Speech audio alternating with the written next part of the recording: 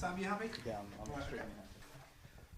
Here with Chris Hargreaves. Chris, before we look ahead to the game, it's loan deadline day today. I Yeah. know on Tuesday night you said we might get some loan players in if you won the lottery. I'm taking it, A, the numbers haven't come up, and B, is there any news on any possible signings? I have tried.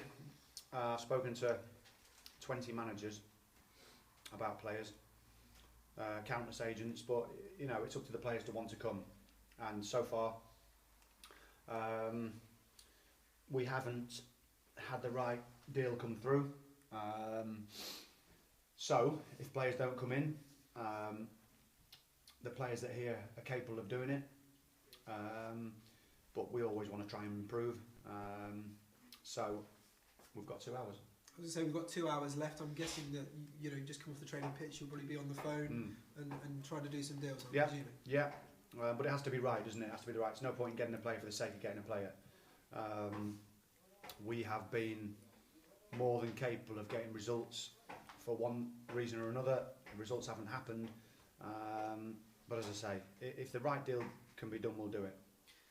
It must be very difficult as well with the league position, mustn't it? Oh, of course. That's probably the understatement of the year. It is difficult. But how do you try and persuade a player?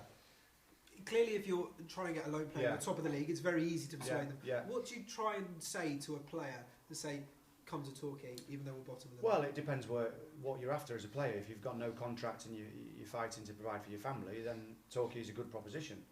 If you're a club that you're comfortable at and you're not playing in the first team and you're on £3,000 a week, do you really want to come and play here? Perhaps not.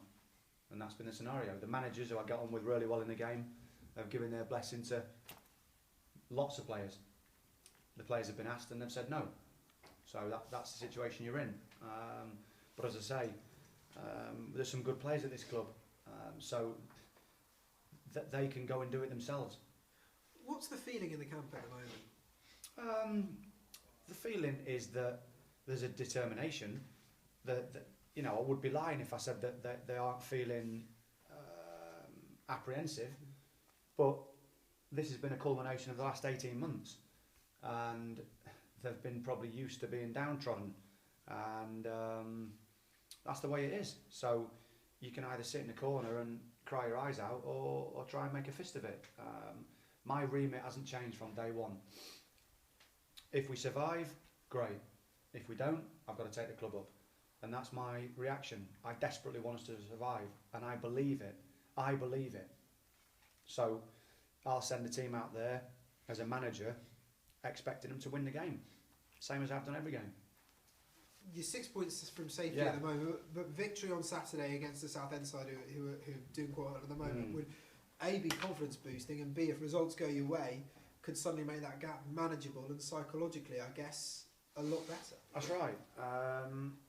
No, I think until you're 4 games off, you know, you have to show a fierce determination. The fans are travelling to games; they want to see us perform, and that's what we'll do.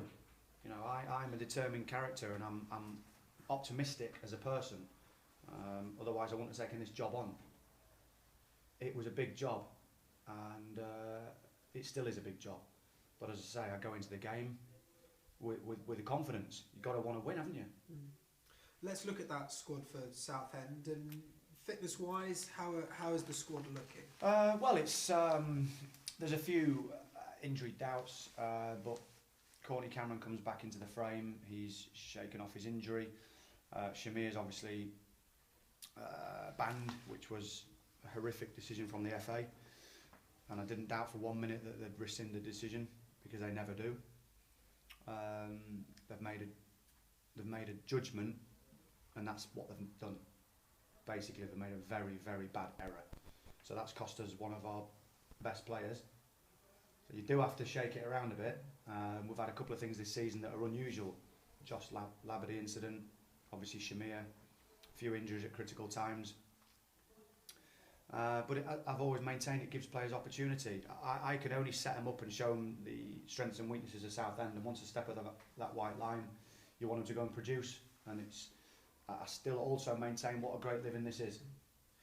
with regards to Joss, obviously the ban and the conviction, so to speak, that he got found guilty of. Yeah. What's the latest with regards to disciplinary proceedings? Is that still being carried out here at Torquay? Will that carried out in Notts County? It's still ongoing. Okay. Yeah, it's still ongoing. I'm unable to comment because I don't know anything further, and that's the truth of it. But as I say, it's an unfortunate situation, isn't it? Mm. You look at Southend, 3 draws and a win in the last match, and does that fill you with a little bit of confidence that perhaps you can do something? I'm always confident. You know, as I say, I stand on the touchline, I want to win, and that doesn't change. It doesn't change one bit. It doesn't matter who you're playing. You can be fighting at the bottom against the second bottom, and they'll give you as good a game as the top. And in most of the games, the lads have come off saying, "Wow, we should have won that. The should-have's not good enough. Go and believe you're going to win. Produce a performance. Keep it tight. Don't make mistakes. Do the job you're being paid to do." They're all good enough in that changing room. Fantastic. I think that's all I need for me. Thank you. Do you feel hard done by the FA? I feel hard done by sometimes in the job because things don't happen that you think would. But that's life. I don't think the FA are going to help you out. They're not going to help Torquay out, are they? They've made a judgment. The referee's made a bad mistake and is not prepared to be a man and admit that he's made a mistake. Is it small club syndrome? Possibly. Or it's small man syndrome. I don't know. One of the two. But Kieran Gibbs gets his rescinded on the weekend for wrongdoing. It's just poor, isn't it? It's poor. It's poor because 11 against 11, even though we conceded against Newport, you know, we were by far the better team, and we were the better team for long periods with 10 men.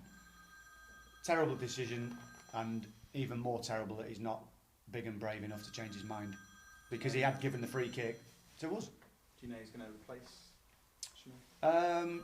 Well, there's 3 or 4 people vying for that spot.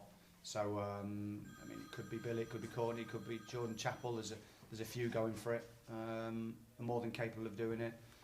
But as I say, it's irritating, yeah.